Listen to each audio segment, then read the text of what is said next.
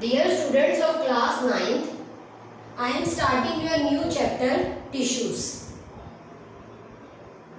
You have already taught about a cell and now I am teaching you tissues. What do you mean by tissue?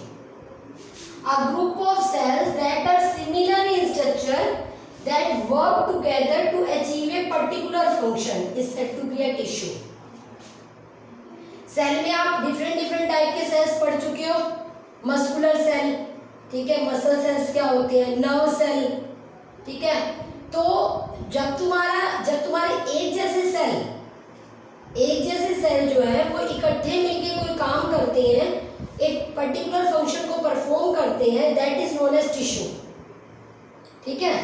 जैसे muscle cells हैं, वो हमारी body के अंदर movement लेके आते हैं. बोन के साथ मसल ज्वाइन अप हो जाती हैं तो हमारी बॉडी के अंदर मूवमेंट होती है.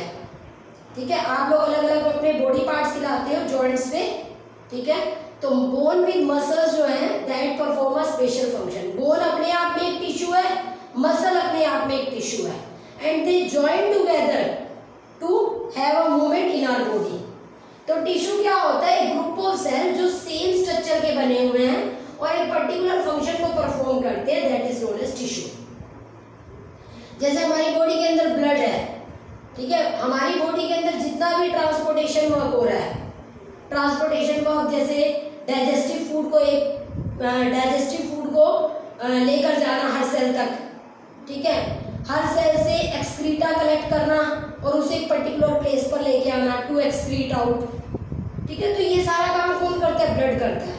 ब्लड के अंदर ही हार्मोन फ्लो कर रहे हैं, ब्लड के अंदर ही गैसेस फ्लो कर रही हैं. तो सारा ट्रांसपोर्टेशन का काम हमारी बॉडी के अंदर ब्लड कर रहा है. और ब्लड क्या एक टिश्यू है, बोन क्या एक टिश्यू है.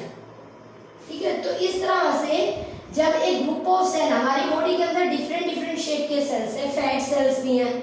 ठीक है. आप टाइप ऑफ सेल्स और shape of cell already cell chapter में पढ़ चुके हो. ठीक है. अब क्वेश्चन ये राइज होता है कि भाई प्लांट भी लिविंग बीइंग है और एनिमल भी लिविंग बीइंग है. हम लोग एनिमल की कैटेगरी में आते हैं. तो प्लांट टिश्यू और एनिमल टिश्यू में क्या डिफरेंस होता है? Plant tissue are fixed. ठीक है. आप देखते हो प्लांट जो है एक पर्टिकुलर प्लेस पे फिक्स रहता है. आप सीड डालते हो, वहीं पर ही ग्रो करता है और वहीं पर ग्रो करते करते मैच्योर होता है, आपको फ्रूट्स वगैरह देता है, फ्लावर्स देता है और धीरे धीरे कुछ टाइम बाद वो डाई आउट भी हो सकता है.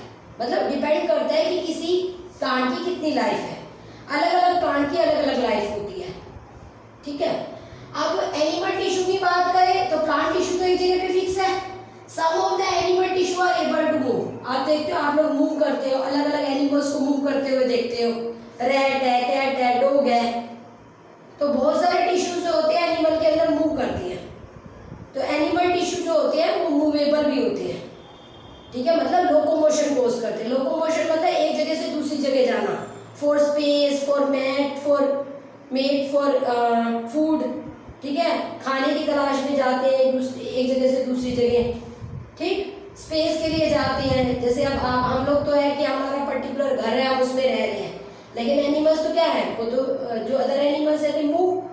तो इस तरह से they are regular moving. Plant tissue are dead. Most of the plant tissue जो होते हैं वो डेड होते हैं. Most, not all.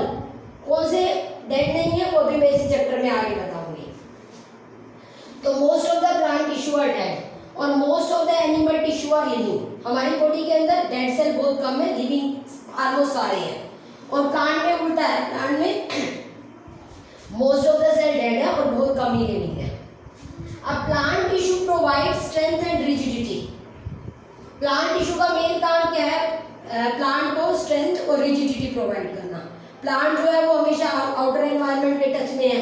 ठीक है. तो उसे विंड को भी टॉलरेट करना है, कोल्ड को भी टॉलरेट करना है, हीट को भी टॉलरेट करना है. तो उसे स्ट्रेंथ और रिजिडिटी चाहिए होती है. तो ये जो डेड सेल्स होते हैं ये उसे स्ट्रेंथ और रिजिडिटी प्रोवाइड करते हैं. और एनिमल टिश्यू, अलग अलग एनिमल टिश्यू का अलग अलग काम है. जैसे अभी मैंने बहुत सारे एग्जांपल दिए आपको. ठीक है. बोन है, ब्लड है, मसल है. तो they have different work to do. ठीक है. 4th पॉइंट, प्लांट के अंदर जो ग्रोथ होती है वो लोकलाइज्ड होती है. लोकलाइज्ड मतलब स्टेम ऊपर की तरफ मूव करती है और रूट नीचे की तरफ मूव करती है.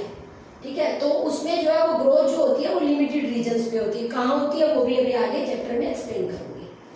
और हमारी बॉडी के अंदर सारे हमारे, जब हम ग्रो करते हैं हमारी पूरी बॉडी ग्रो करती है, हमारे हैंड्स भी ग्रो करते हैं, हमारी आर्म्स भी ग्रो करती है, हमारे फीट भी ग्रो करते हैं। हमारी ग्रोथ जो होती है वो पूरे रीजन्स में होती है। हमारी बॉडी के अंदर जो है वो जो dividing tissue and non dividing tissue जैसा कुछ नहीं होता, ठीक है। मतलब हमारी बॉडी में जब ग्रोथ होती है it is all over the body, ठीक। अगर सेल डिवीजन कोज होगी तो it is all over the body, it is not localized. अब प्लांट टिश्यू को हम दो पार्ट में डिवाइड करते हैं। सबसे पहले मैं आपको प्लांट टिश्यू के बारे में एक्सप्लेन करूंगी एंड देन एनिमल टिश्यू, ठीक है। तो पहले प्लांट टिश्यू की बात करते हैं। Plant tissue is divided into two parts, meristematic tissue and permanent tissue. Plant tissue is divided into two parts, meristematic tissue and permanent tissue, ठीक है। अब meristematic tissue is divided into three parts, apical, lateral, intercalary. Meristematic tissue is divided into three parts, apical, lateral and intercalary. Permanent tissue is divided into two parts, simple permanent, complex permanent. Simple permanent, complex permanent, ठीक है। और simple permanent tissue is divided into three parts, parenchyma, parenchyma, sclerenchyma. Simple permanent tissue is divided into three parts, parenchyma, parenchyma, sclerenchyma. And complex permanent tissue is divided into two parts, xylem and phloem, ठीक है। complex permanent tissue is divided into two parts, xylem and phloem. अब इन सबको मैं one by one explain करूंगी। सबसे पहले बात करूंगी मेरिस्टेमेटिक टिश्यू और उसके टाइप्स की, ठीक। देखो मेरिस्टेमेटिक टिश्यू, मेरिस्टेमेटिक टिश्यू मैंने अभी आपको बताया था, मैं one by one plant tissue को एक्सप्लेन करूंगी। तो प्लांट टिश्यू में सबसे पहले जो हम बताते हैं वो बताते हैं meristematic tissue. The dividing tissue in the plant is known as meristematic tissue that give growth to the plants. Meristematic tissue वो टिश्यू है जो रेगुलर डिवाइड हो रहा है, रेगुलर डिवाइड होकर नए सेल बना रहा है और प्लांट को ग्रोथ देता है, that is known as meristematic tissue. Means dividing tissue is the meristematic tissue. अगर आपको कुछ ना याद रहे तो आप बोलो dividing tissue in the plants is known as meristematic tissue. अभी आपको मैंने बताया था meristematic tissue is divided into three parts, apical meristem, lateral meristem, intercalary meristem. ये तीन है आपके। अब ये देखो, ये आपका डायग्राम है जिसमें पोजीशन के बेसिस पे बताया हुआ है कि where they are located in the plant. At the tip of the plant, apical meristem कहाँ प्रेजेंट है? At the tip of the plant, at the tip of the root, ठीक है। रूट को डाउनवर्ड लेके जाता है और स्टेम को ऊपर लेके जाता है। तो ये बिल्कुल टिप ऑफ द प्लांट पे प्रेजेंट होता है, tip of the plant he present होता है। ऐसे रूट के भी बिल्कुल नीचे टिप पे प्रेजेंट होता है और उसको डाउनवर्ड लेके जाता है और स्टेम को अपवर्ड लेके जाता है। रेगुलर डिवाइड होता है, रेगुलर नए सेल बनाता है और प्लांट को ग्रोथ देता है। उसके बाद है lateral meristem. The girth of the stem and root increases due to lateral meristem. Girth मतलब इस तरह से विथ वाइज।